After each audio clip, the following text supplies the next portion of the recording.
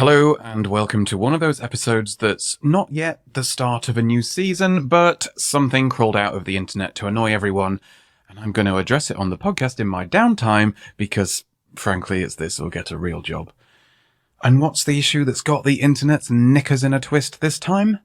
Is queer a slur? As last night's Grindr hookup said when I tried to introduce myself, let's just get this done, shall we? This is probably true. Please be aware that the following contains strong language and adult themes. It would be boring without them. Queer is not a slur. Oh, okay, fine. Let's dig a little deeper, shall we? For fuck's sake. This all started when Kew Gardens, the big place in London, what has all the plants in it, decided to do a series of events called Queer Nature, celebrating the diversity and beauty of plants and fungi.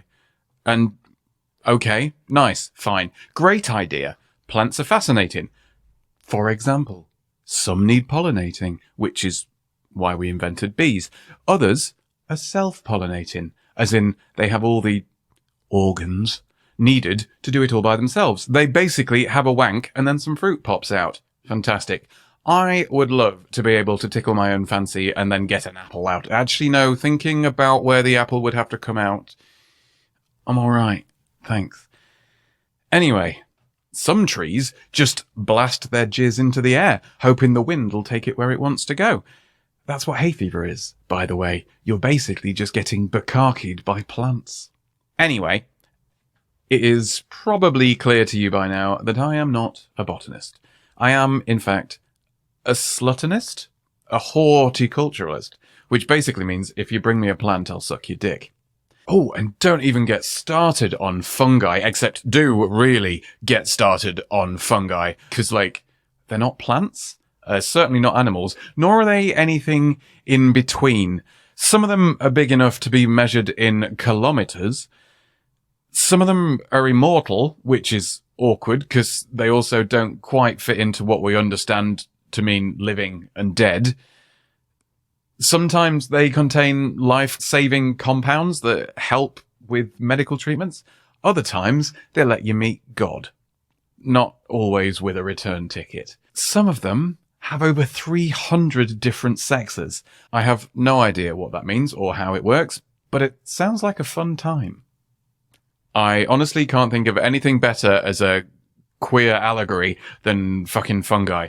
Mysterious, outside your framework and understanding, and more than capable of making you suffer if you don't approach them with the right level of caution. Also, some of them are knob-shaped, so perfect. No notes.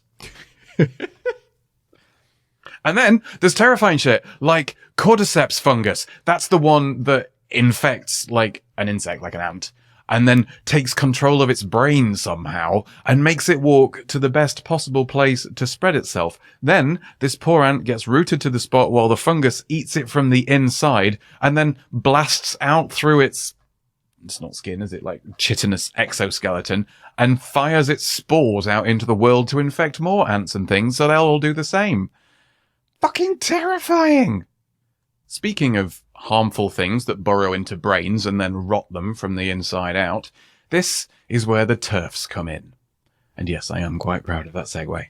I've heard quite a few people make jokes about the TERF brain virus infecting another unsuspecting, previously inoffensive, usually straight, person.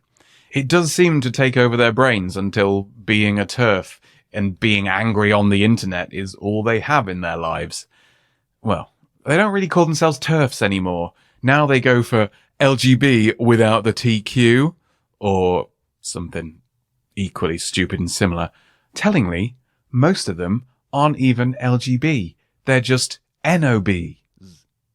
That wasn't as good as the cordyceps joke. Fuck it, move on. Whatever they call themselves, they are mostly just bad faith dickheads out to push as much anti-trans bullshit as they possibly can, which in many ways makes them worse than a cordyceps fungus, because at least that fungus does what it has to because it needs to survive.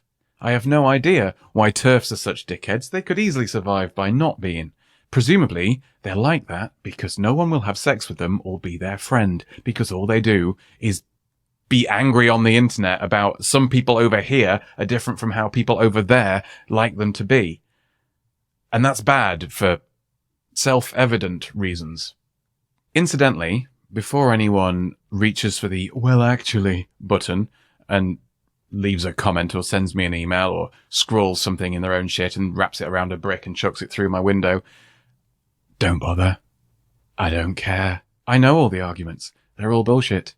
Go and do something else. Find someone who'll have sex with you, then tip them handsomely and have a long, hard bath with yourself about this kind of behaviour, yeah? Where was I?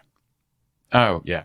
One of these dickheads decided, on behalf of all LGB people, not the T's or Q's, because we don't count, obviously, but on behalf of all LG and B people, that the word queer is offensive and a slur and shouldn't be used by the respectable, upstanding plant people of that nice place in London. I haven't looked into this too deeply myself. I try not to spend too much time on Space Karen's shitty site for twats because I'm too busy having friends and enjoying positive emotions like empathy and happiness and human warmth. But from what I've seen from others, this dude, in particular, is not L, G, or even B. He mentions having a wife at one point, which I know doesn't exclude him from being an L, a G, or a B.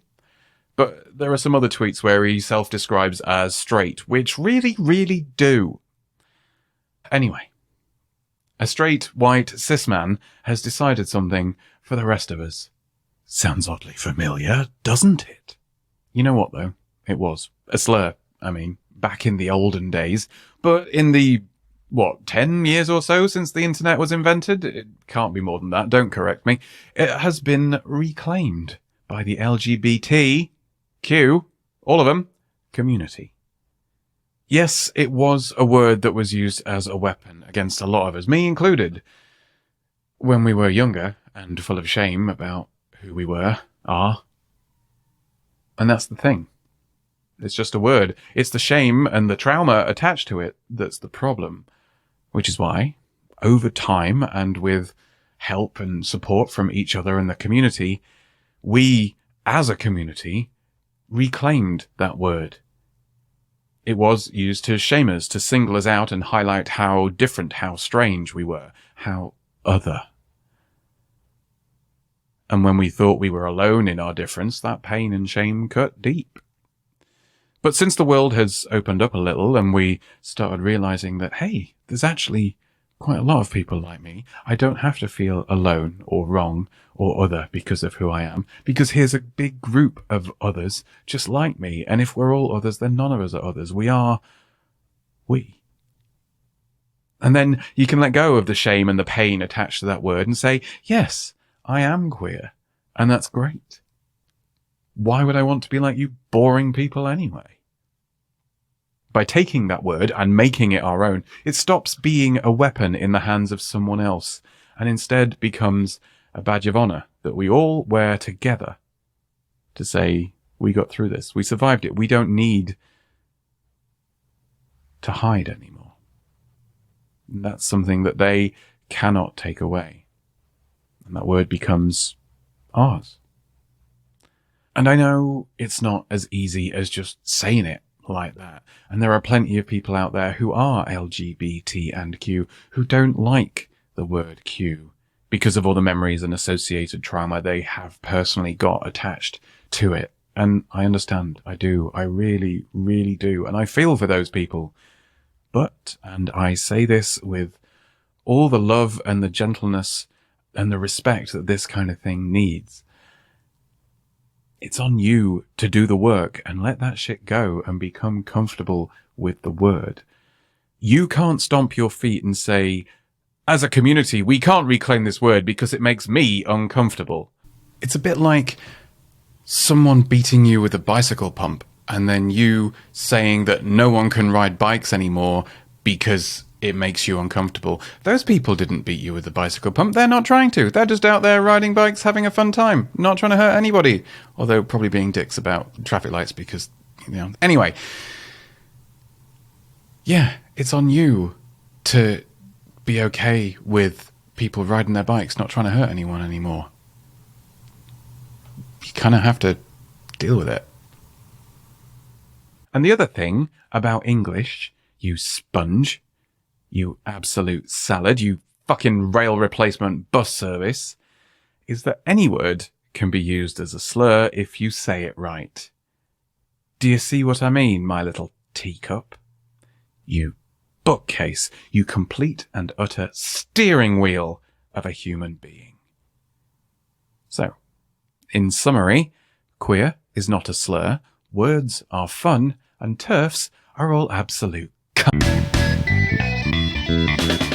That was probably true.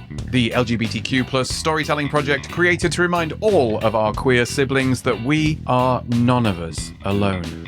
If you enjoyed it, please share it with a friend and sign up at patreon.com/probablytrue for exclusive content, stickers, and all that good stuff. Project